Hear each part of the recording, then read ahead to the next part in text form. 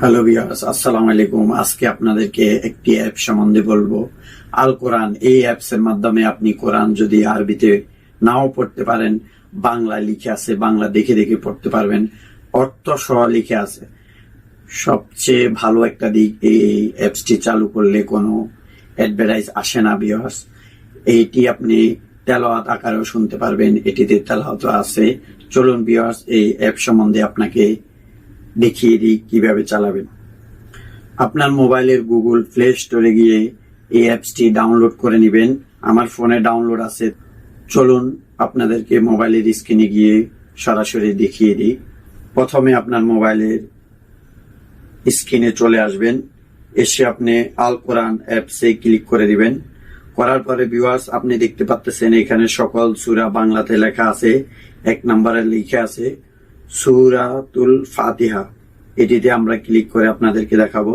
দেখুন, আরবিতে লিখা আছে, বাংলাতে লিখা আছে, অর্থ সহ লিখা আছে ভিউয়ার্স। আপনি যদি এটি তেলাওয়াত শুনতে চান ভিউয়ার্স, উপরে এই কর্নারে ক্লিক করলে আপনি তেলাওয়াত ও শুনতে পারবেন ভিউয়ার্স। আপনি কোরআন তেলাওয়াত করতে ভিউয়ার্স কোনো সমস্যা হবে না। আপনি যদি বাংলায় পড়েন, ভুল হয়, আপনি ভাবতেছেন ভুল হচ্ছে আপনার, তাহলে ভিউয়ার্স আপনি এখানে প্লে করে শুনে নেবেন। উচ্চারণটা, টানটা সবগুলো শুনে শুনে আপনি পড়বেন। তাহলে ভিউয়ার্স আশা করি আপনার কোরআন তেলাওয়াত করতে আর কোনো সমস্যা হবে না ভিউয়ার্স। এখানে আবার আপনি দেখতে পাচ্ছেন আল্লাহর 99 নামও আছে। এখানে ক্লিক করলে আপনাকে আল্লাহর 99 নাম আপনাকে শুনিয়ে দিবে ভিউয়ার্স।